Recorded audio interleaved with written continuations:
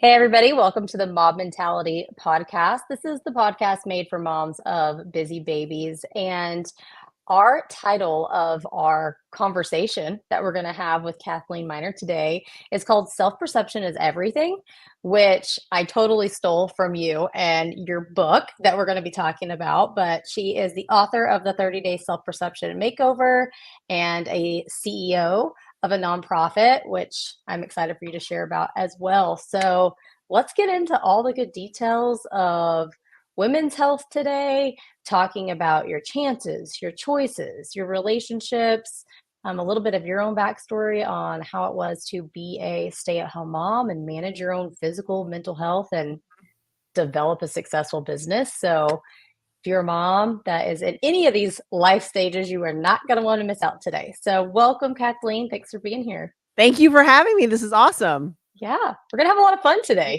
We are. So let's just jump right in. Would you share a little bit of your story? Like how are we sitting here right now today? Right. Well, I will say first, I am a mom of 4 and a grandmother to 3 now, which honestly, when you're in it as a stay-at-home mom, or even I was a working mom at one point too, and you're like, oh, that's forever. That's going to take forever to get to that stage in your life. And I look back now and I'm like, where did all the time go? Like my mom always said, Kath, this will pass. And I was like, I know, but I'm in it now and this is hard. But she's right. She was right. And it passes. Moms always end up right somehow. They do, right? And I have my daughter that's 29 that has 3 girls. She says that now. She's like, man, mom. Yep. So that's really how I got here. But I got pregnant when I was 19. Okay. And I got married, and then I had one more child and got divorced at a young age. So I was a single mom of 2 kids for a while, working a full-time job and then 3 part-time jobs just to keep and make ends meet, keep going, Wow. things moving. But I'm a go-getter, I'm a hard worker, and I'll make it work. And I always had that sort of leadership mentality, meaning, you see it. You probably see it in your kids too, right? Some of our kids are more of a leader and some of them are more of a, let's go, we'll see how it works out. And I was more of just a leader. And I say that because when I worked at Mayo Clinic and I worked my way up, this was before OSHA and all of the other stuff came in, right? Where they would actually train you to do things that nurses did and everything else because HIPAA wasn't there. Like there was none of this other stuff you had to deal with. Yeah. But I worked I'm sorry. I said, that's pretty cool. Like it was really cool. Yeah. It was really cool. And so I worked my way up to be a supervisor. And because that's what I was going to do is I didn't want to just be a worker. I want to be a supervisor. And I really, really loved my time there. And I really got to learn a lot about customer service and just patience and what I love and things like that. But I really found that to be really hard, right? Being a working mom, having 2 kids on my own. Yeah. And that is when I started to realize that certain things were going great in my life and other things weren't. Okay. And so it kind of hit me like, okay, Kath, what do you think about yourself? I was always in high school and things like that, really worried about what other people thought. And when I looked at myself in the mirror, of course, I always saw all the things that were not good. Like so many people can relate to that. And I ended up with an eating disorder in high school. And it's something that I switched, obviously got out of that and had all of that taken care of, which took a while. But, the thing is that I think we started to realize that our self-perception, what we think and feel about ourselves, literally dictates everything in our world. Everything. Like, completely agree. Yeah. The chances that I was taking, the choices I was making, the people that I was hanging around with, and then the ones that I was like, you know what? Nope, this isn't for me. It doesn't feel right. I'm out. I don't really care what you think about it. It's not for me. And so once I started to realize that, I started to think, oh my gosh, things are starting to fall into place. Like I'm actually feeling really good about life. Yeah. And so in doing that, one of my second jobs, like I said, I had a full-time job and 2 part-time jobs. One was cleaning houses on the weekend, which I brought oh my God, like that really did me so much good. I would be in those houses cleaning and I'd be cleaning the mirrors and doing things and be thinking, oh my gosh, one day I'm going to have somebody clean for me. Like that was my attitude in there. Cause I was like, I can't go in here thinking, oh, here I have to go clean somebody else's house again. Yeah. So I literally like lived that when I was doing it. My third job was after work, I would go and teach aerobics and personal train women. So I went and got certified in just about every kind of fitness thing you can ever imagine. And because I was needed to make extra money. And I would bring my kids with me to the gym. So I'd pick them up from daycare. We'd go to the gym. It was just the way we did it. And they sat and they were able to sit in the corner and watch me teach the classes and things. So I started training the women that I was training. We started also working on their self-perception. How So can you not? that's how Yep. I kind of got into that, because I started thinking, okay, I was looking great on the outside. I was working out. I've always loved being into fitness, especially coming out of an eating disorder.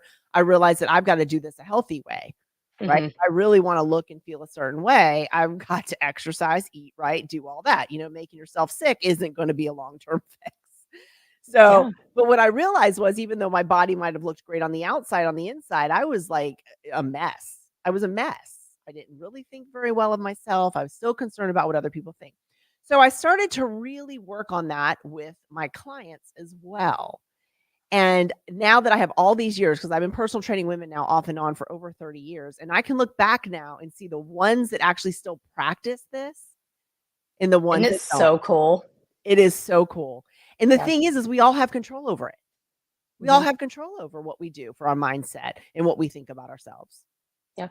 I think that, like, on that, the ones that are still doing it, they also have that belief that they have that control. And the ones Mhm. that don't continue to practice what they've learned or been taught is that they let that go somewhere in the middle of there. And it's like they lose that belief in themselves, but also in that this is a skill set and this is something that has to be practiced or it's not going to stick. Consistency, consistency, consistency. So it's Yep. not any different than our workouts, right? Like, I mean, you and I know I can't go to the gym or work out wherever your gym is for 2 Hmm. weeks and then decide, oh, I'm good. I'm Yep. good for a year. I might, look back into this for a couple more days next year. Yep. Like, you can't do that. So the one, and I did have a couple clients that said, you know what, like, I don't need to work on that. And I was like, okay, that's fine. Hmm. We won't incorporate that in, but I will tell you, those are the ones that didn't keep up with the way that they were taking care of their bodies either. Yep. When I look back.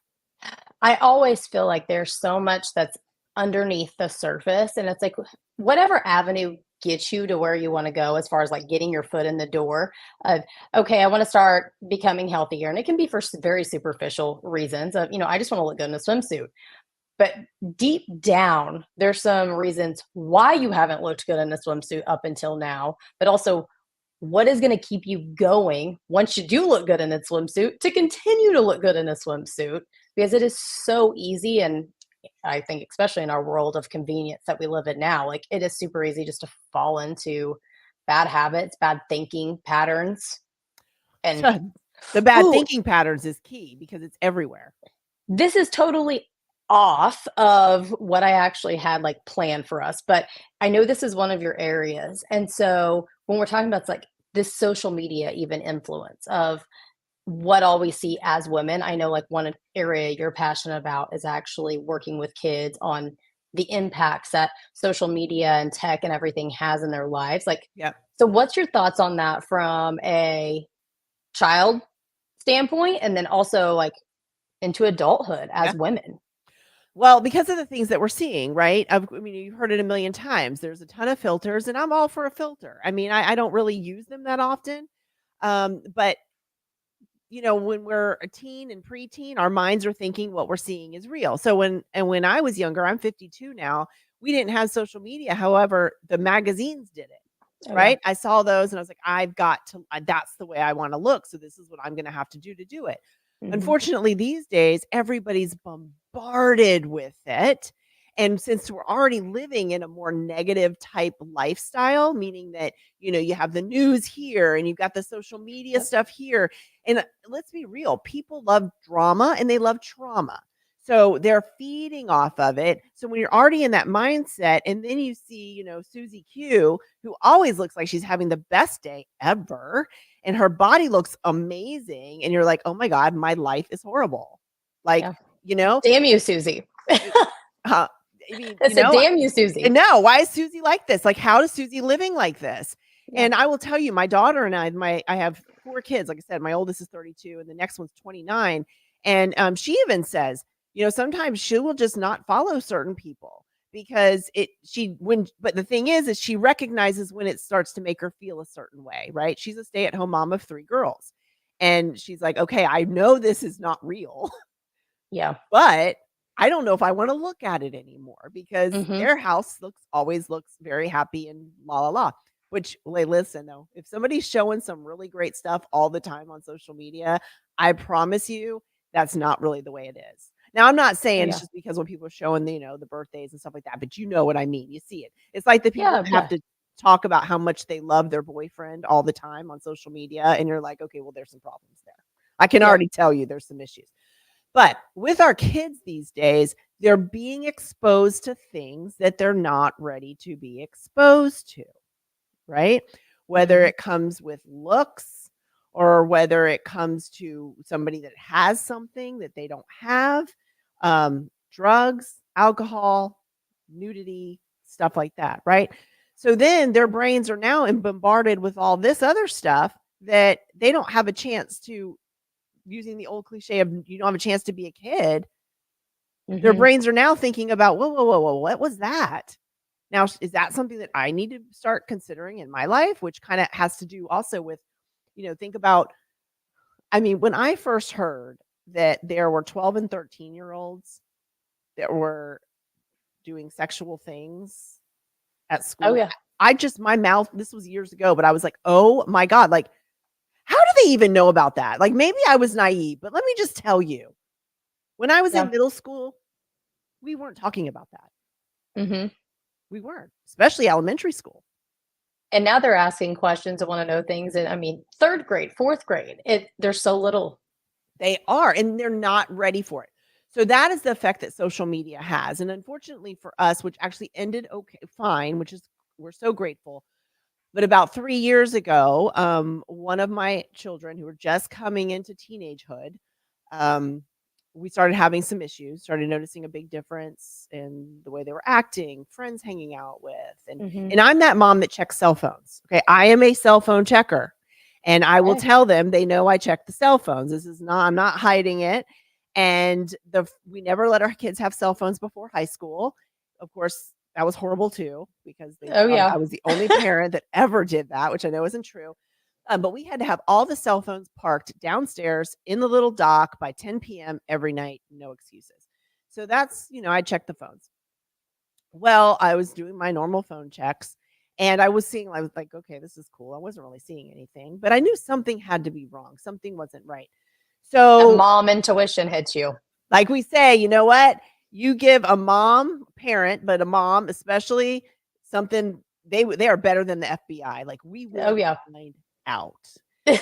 So, what I noticed once I really started going in was they hide apps behind apps. So, for instance, the little camera wasn't really the camera.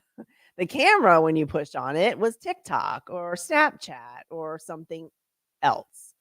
Ooh, they were And smart on you, trying to be they smart. oh, I'm looking at the phone like, well, okay, well, yeah, all right. I don't even see anything to look at today. They weren't supposed to be on TikTok. Okay, they're not on TikTok. Anyway, long story short, there was some self-harm that happened. There were some things that we dealt with, hospitalizations and things, and then thank goodness we're on the other side of that now. But I will tell you the stuff that these kids are being fed. So, and it's all in the algorithm in the background. So, for instance, just from experience, if I go to search for a white crop top, they're going to assume I'm probably a preteen or a teenage girl. So Mhm. I get put on that algorithm of certain things being fed to me in the background. And it's coming on my feed right away. Like, those suggested things, Oh, like yeah. this.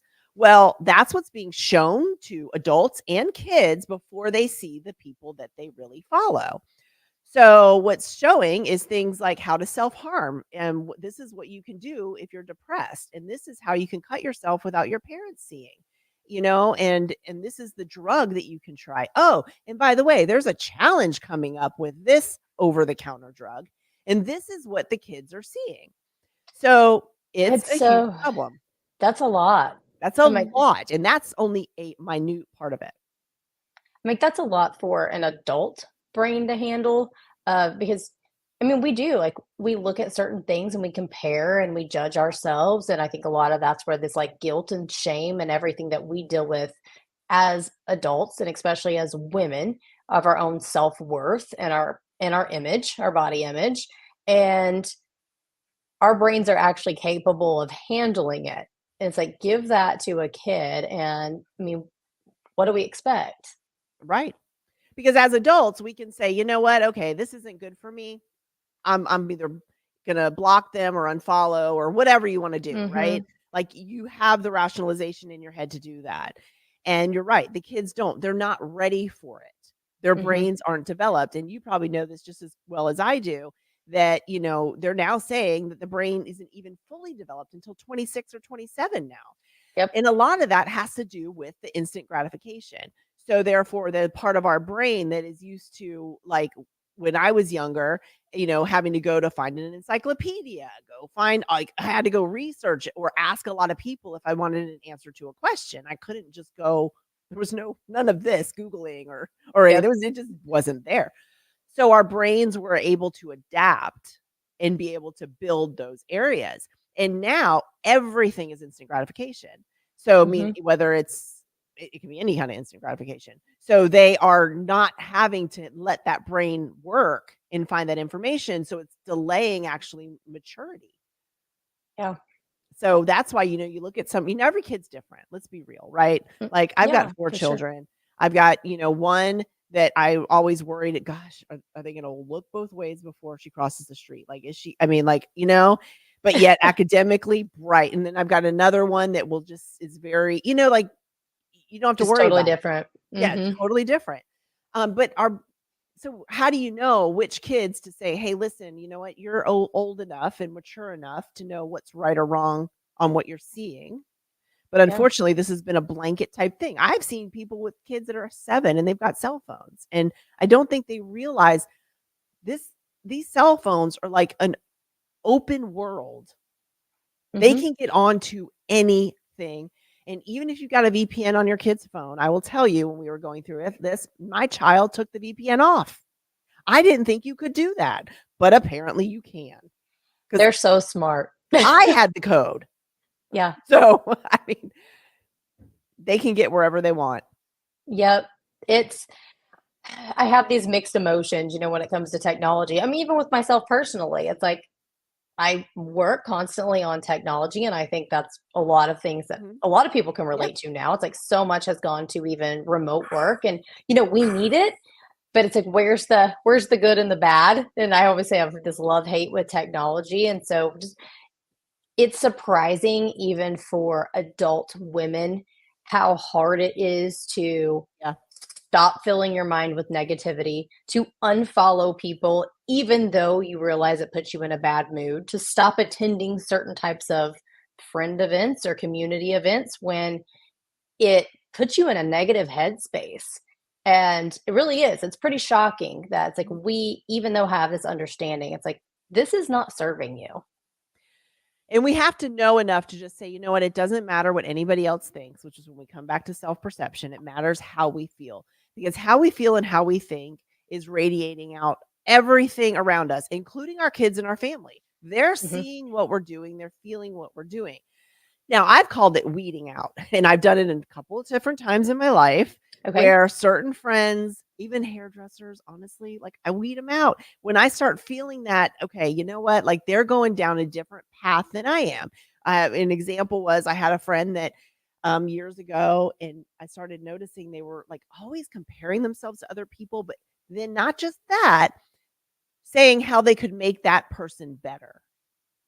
Oh, I could really make them dress better. Oh my gosh, if they just did this, it just does not align with me. I felt very just, and it's kind of a bummer the first time you realize that, because you're like, gosh, I Hmm. thought I was really good friends with that person. Yeah. And then not that they're a bad person, it's just I'm not going that way anymore. And I Hmm. really want to look at the good side of things, because I know, again, what I'm putting out there is what I'm getting back in some way, right? Because I'm thinking better Yes. about myself if I'm not hanging out with people that are always criticizing others, or, as the old saying goes, keeping up with the Joneses. Like, that's so not my way, but it is some other people's. And I Mhm. think we've just gotta be not afraid to unfollow people. Just Yeah. unfollow people. I'd still do it. I do it all the time. I mean, like you. I mean, I'm on social media a lot. I'm on media because that's life these days, right? Like Yeah. that's how we do things. That's how look at how we're being able to talk. But if I see something that doesn't feel right, I don't like unfriend the person. I just unfollow them. I Yeah. just unfollow. And it's so Something that is actually I don't know if a lot of people know or not, but even, like, in certain settings, you can even go, like, on Facebook nowadays, and if you have somebody that is constantly posting and it's more negative or, it's just something you don't wanna see, like, you can actually choose to limit the mhm, things that you see of theirs. So, like, anybody watching on Facebook or, said any of the other platforms, like, you may not necessarily be like, "Oh, I just don't wanna not be friends with them," but you can limit your right. interaction with them and what you see. So, that's just, like, Right. a little side note Well, for it is, people and it's listening. important because, Mhm. like when we talk about with our kids or as adults, the 5 people we choose to hang out with, that's the direction you're going. And I've really it started probably in my well, it did in my early 20s when I was like, "Okay, like this is real stuff." My parents Mhm. always tried to tell me, and I thought they were crazy. But you know what? They're not. They weren't, and they're not. So, Yep. but the thing these days is it's not even the 5 people we choose to hang out with. It's the people that we're seeing, right? Because before Yeah. social media and before our smartphones came out, we had to physically be with those people or answer the phone. And you know what we did if we didn't want to talk to them? We just didn't answer the phone. Yep. So now it's in our face. It's even, or it's texting. That could be the same thing, right? That you keep receiving texts from people. So I think it's important and I say women because that's what I am and that's what I can relate to, right? Moms Yeah. and I tell my sons the same things, but the boys, I don't know, in my life don't really care that much. They're just like, They're a I little don't bit easier to be like, "Yeah, it's like, I don't wanna talk to them, so it's fine." Like, they don't yeah, have as much, when we do even, like, disc assessments and things on people that we coach, it's like, finding out, it's like, how can we help you the best? And a lot of women are more of that nurturing side of, like, mhm, we wanna help people feel good, like, we wanna make them feel good and be a helper, and I think that ties into it's like, we just care a little bit more about that social right. influence and that social impact. But I will say in that though, caring and wanting to help people though too, so that can be a negative thing and a good thing, right? It can be a Yep. little bit of each. I know when I was younger, I always and I still help people. I help people literally every day. But you know what? I do have my boundaries now, and I know Mhm. and I kind of vet things a little bit more, and Yeah. I really go by the way I feel instead of, "Oh, somebody needs help, I need to do this." Because I've really gotta do what's best for me, which is ultimately best for anybody else that surrounds me.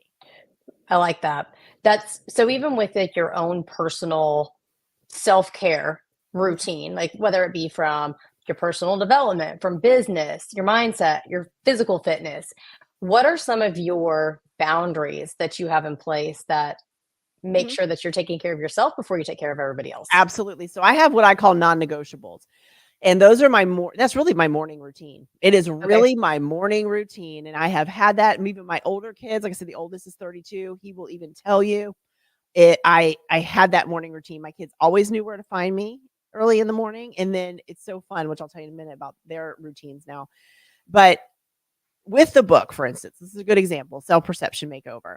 I do that every 6 months because you kind of alluded to this earlier, the outside world starts to change the way we think and feel, Mhm. right? Well, it takes approximately 5 to 6 months for it to start coming back in again, and it's just a natural thing.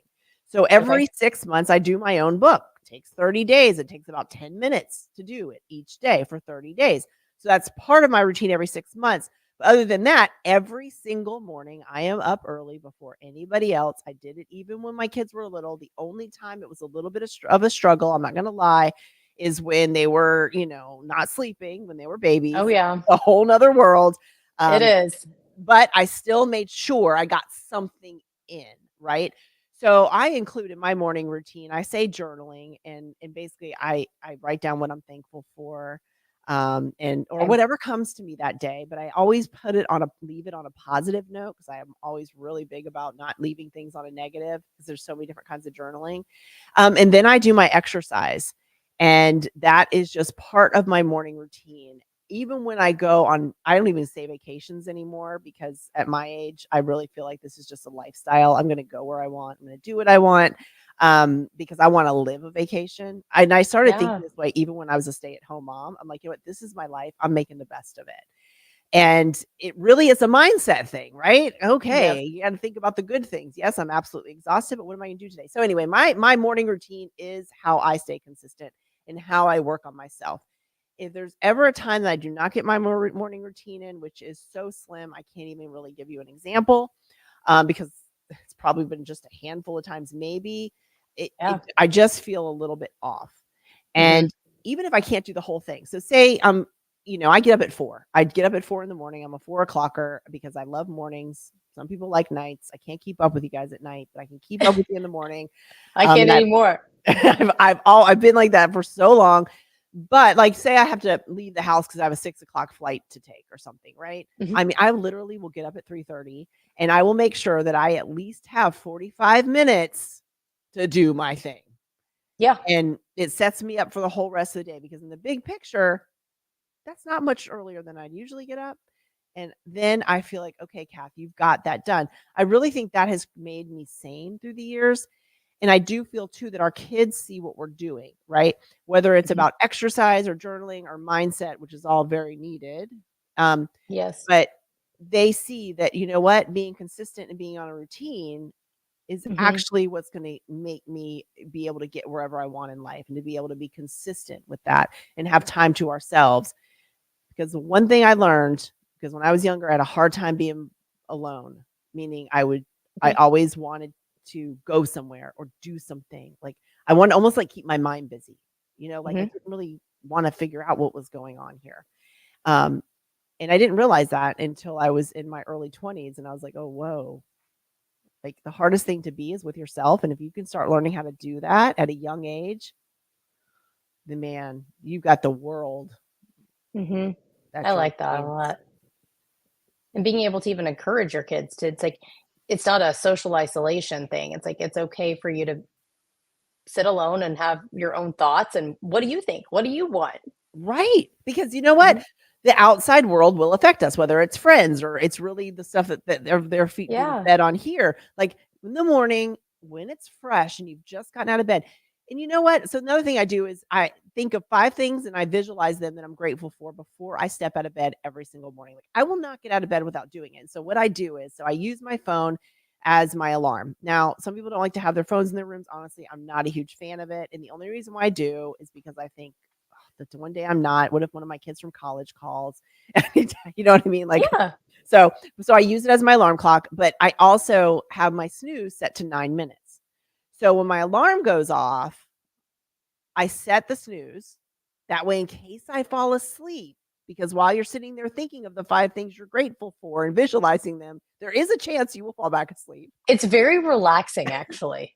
It is. It's just like, Mhm. and I know that I don't have to worry about falling asleep because the alarm's gonna go off again in 9 Mhm. minutes. So I'm good if I fall back asleep. Yep. But I think what I was getting at with this with the kids is it helps them realize though, okay, now what am I thinking? It's fresh. We're in the morning now. Like they can do it before they get out of bed. Like, what am I thinking? And if the first things that are coming to their mind, just as us as moms, is coming to our mind are the negative things, well, that's a big red flag, or that's something that we need to say, okay, you know what, we need to change this. Mhm.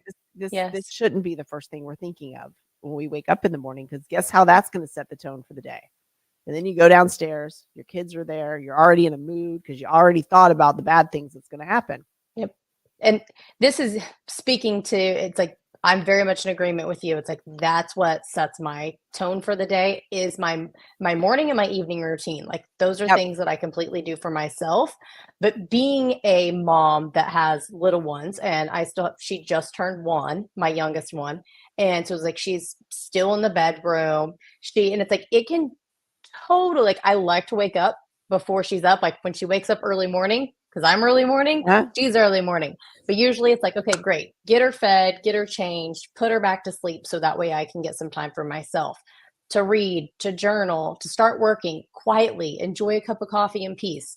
But when you wake up and the first things you're getting flooded with are screaming and crying, and Yep. it is so easy to just let that get your nerves way up there. And that's where it's like, I like you said, I literally did this morning is why it's speaking to me so heavily is she's crying. I'm like, I'm not getting out of bed this way. And so even though she's crying and we're in the same room, I sat there and I was like, okay, what am I grateful for this morning before I get up? And it's like, I'm grateful that, it's like we have a safe place to live, that she's here, she's healthy, she wants me, she's telling me she wants me. Like, instead of, oh my gosh, stop your screaming, little kid. And that's a mindset thing, right? So it's something Yes. that everybody can do.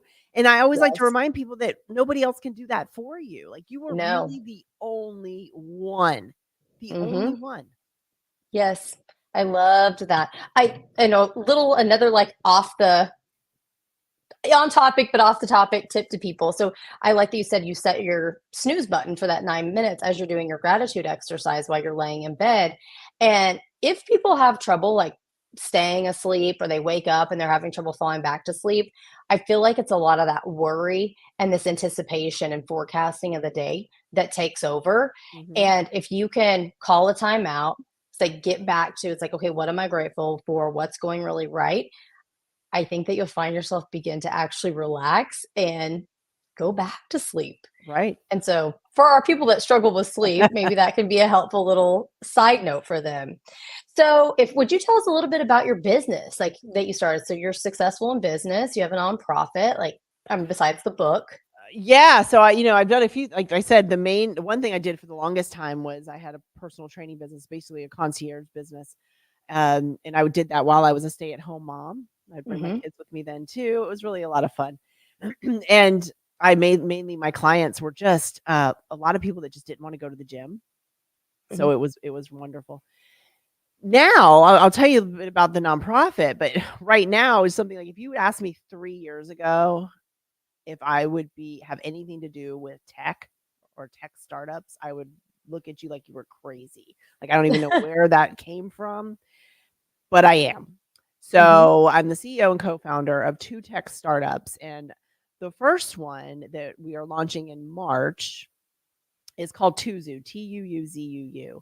And it really stems off a little bit of what I told you about the kids. Hmm. And that's because, for instance, people are their kids are watching YouTube, right? They're watching YouTube, but they're watching kid creators on YouTube, which is perfectly innocent. Maybe some kids showing you how to do makeup, how to make slime, whatever. They're doing all kinds of things.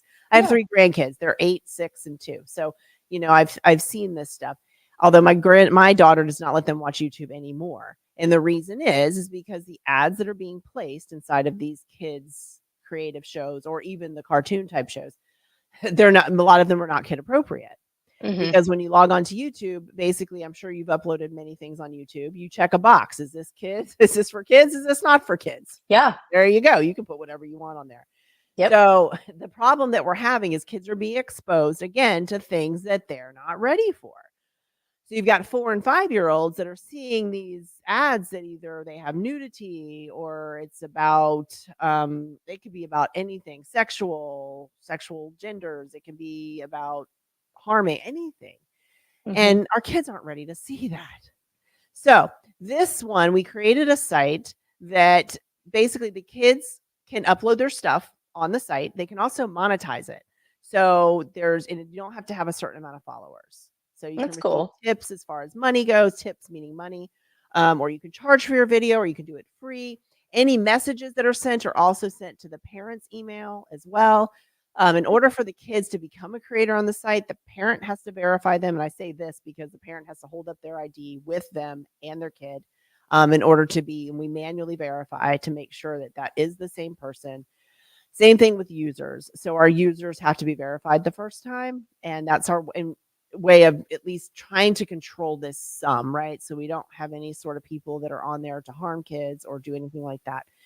And that kind of stemmed from the stuff that I dealt with even the social media stuff and the stuff that I'm seeing with my grandkids and them not being able to watch, even YouTube anymore unless a parent is sitting right there beside them to see what's going to pop up on the side. I mean, even horror things. So I think my granddaughter was watching she loves to do makeup. So some sort of makeup tutorial from some other kid and a horror movie preview showed up in the middle like with stabbing and knives and I mean, Yeah. you know, I mean, Okay, that's not appropriate. Yeah, here we are doing lip gloss, and now we got stabbings going on. Yeah, Yeah.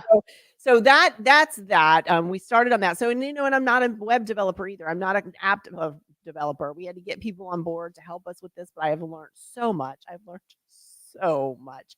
Oh, Um, imagine. so that launches in March. But right now, what we've got, my business partner and I, she is um, in charge and runs the largest women's networking group, Moms. It's called Moms in Business International, literally in the world. And so Yeah. she deals with a lot of women in business. I have dealt with a lot of women, helping them from the inside out for all these years. I mean, she alone has 6 kids. I have 4. We're the mom thing just is what we're doing. So we wanted to be also able to help business people to be able to monetize their any of their content, whether you're a podcaster, whether you're a fitness trainer, whether you're a business coach, whatever.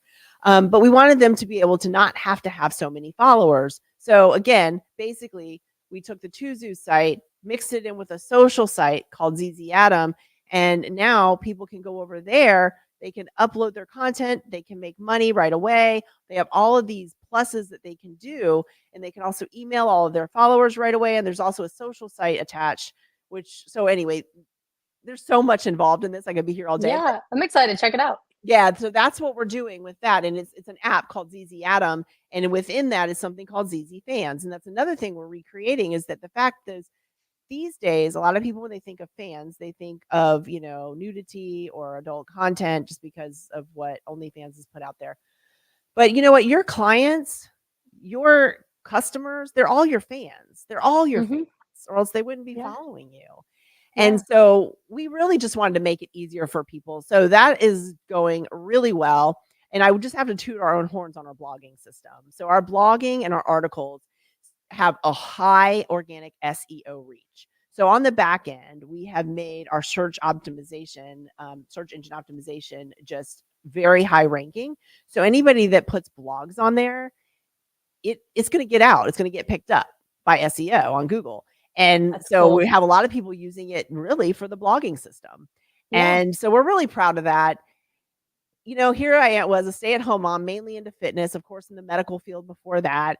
And now I'm doing this. So it just goes to show you that if you've got enough passion for something, just go for it. Like, just go for it. You have nothing to lose, really, because a lot of Yep. these things you can do on the side. I was lucky enough to be a stay-at-home mom where I had the option of having time. I mean, I homeschooled my 2 younger kids. Like, a life, that's another thing I never thought I would do. Like, I've thought about it with so much craziness, and my son's autistic, so my oldest one, and it's it's so different. Like everything's such a learning curve, and having I never thought I would be learning what I am learning, even mhm. right now, just from him. And so it is, you never know where things are going to take you. You really don't, Wild ride. and you don't. And my 3rd child has dyslexia, and that kinda was one of the reasons why we ended up homeschooling. But, I mean, he's in college now. He's a junior in college. He does a great, I mean, like, it's just Yeah. amazing to see. But I don't know how well it would have went had we kept him in mainstream school. We tried private schools, we tried everything.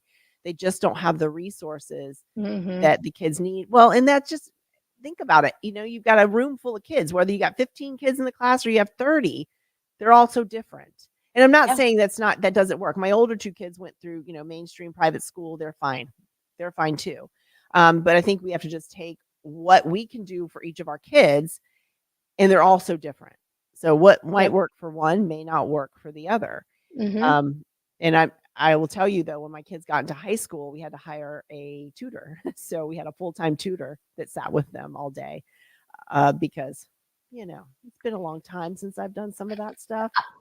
Uh, I could only imagine. That's when you say it's like, oh, we're going from this to being in a tech company. Like, I mean, it's a big transition, but it's like it's really inspiring, I think, for a lot of women that are listening, that whatever phase of motherhood you're in, or just whatever phase you're in as a woman, period, whether you're trying to transition into a different job, you're unhappy in a relationship that you're at, like, okay, what do you want? And being able to answer that honestly. right. So, and I know we're probably running out of time, but I just wanted to briefly. So the nonprofit that I started in 2017 is called Hopeful Handbags Global. And basically what we do is we help survivors of domestic abuse and their children globally. Well, this is the thing is most people think abuse is just physical, and it's not. Mhm. So that's why we don't call it domestic violence. I mean, it could be psychological, it can be, financial. There's so many different ways. And, obviously we also help people that are just in downright unhappy marriages, Yep. because it kind of all goes together. As they think that they don't deserve any better, or they don't know how to get out and things Yep. like that. So we have programs that we help people with that.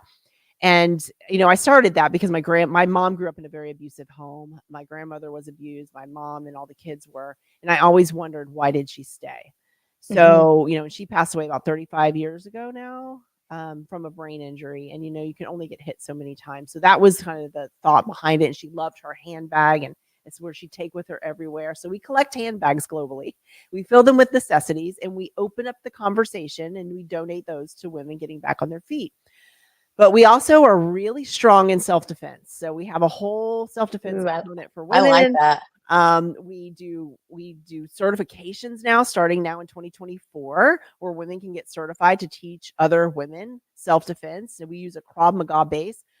I personally learned self-defense by kickboxing, using a kickboxing Mhm. base when I used to teach. So it is absolutely amazing. Everybody needs this. Everybody needs it. We also have Mhm. kids self-defense classes. So it's not just for abuse survivors. Like, this is literally something we have open to everyone. And they're so fun and they're so successful, because you don't know what you don't know, right? You just Mhm. don't know it. And like Yeah. you might know, like I do, like if I go into a store or restaurant, I'm automatically looking for exits. I already know that if I look down at my phone, I'm already a target. There's certain things that our kids need to know as well, and adults. Moms, you've got your kids in tow with you. What are you Yep. going to do if somebody comes up? You have to at least think about it and have a plan. You Mhm. may never have to use it, but you need to have a plan, because being caught off Yep. guard, I mean, don't just stand there and open up all the doors to your car. Come on, everybody, you know, unless if you're in a parking lot, Mhm. at a place. Yeah. So we have that. Then we have a special project, which we call our special project right now for the past 2 years has been Kenya. So we raise money, and we employ our HH Kenya board and the people there to put in rainwater harvesting tanks. The schools there have no running water, no bathrooms. The kids are all going to the hospital, not all, but a lot of them go to the hospital for waterborne illnesses. That has totally been eradicated at the schools we put these tanks in. That's So, awesome. and we're employing survivors to work the jobs, and then they're learning a trade and they're teaching other people a trade. There's a lot that goes into this, but what triggered me to say this is when you're talking about women that are in unhappy marriages, and they don't really know, like, okay, what am I going to do next? That's what organizations like ours is really there for. It's really to have somebody to talk to, Mhm. and then see where you go from Yeah. there, because you're in this life, and as I've gotten older, I realize I don't settle anymore. There's no reason to settle. Why are we settling for things? In When we are at home with our kids, and when our kids are younger, yeah, there's a lot of negotiation. There's a lot of, compromise and things like that. But that's totally different than hanging out with people that don't serve you, Mhm. Yes. and, doing things like yes, sure, I'll do that. Sure, you can't do everything. We just have to know that it's okay to say no. And Big. the friends that care about us, they'll understand that. They'll probably wish, and I bet you they will, oh gosh, I wish I could do that. I wish I could say no. Mhm. We have to know Yep. that we can do anything.